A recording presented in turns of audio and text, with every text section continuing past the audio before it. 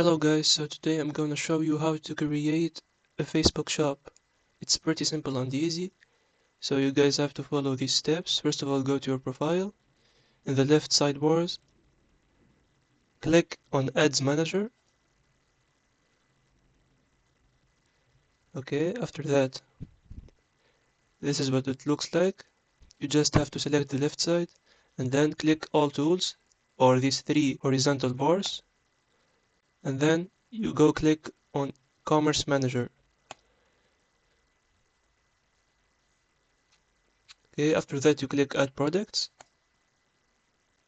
So we're going to select either online products if you're selling an online items, or you can just select local products or services. So that's what you're gonna do, and then click next.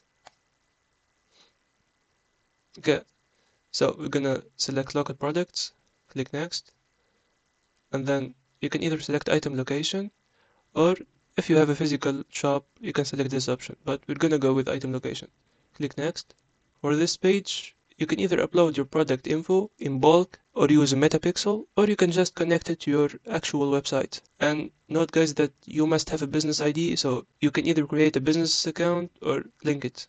After that, you name the catalog of your products and click create. After that, go to manage data sources. In case you don't have a website, you can either select manual or data feeds. I really recommend using data feed because it's easier for making changes. After that, you upload the URL of the spreadsheet, click next, and for set schedule, so whenever you want Meta to check your spreadsheet for new items added, you can set the schedule daily, hourly, or weekly. I recommend use it daily. After that, click next, go back to settings, and then make sure to update the schedule. So whenever you want to make instant changes, you can select request update now. That's it guys, see you in the next one.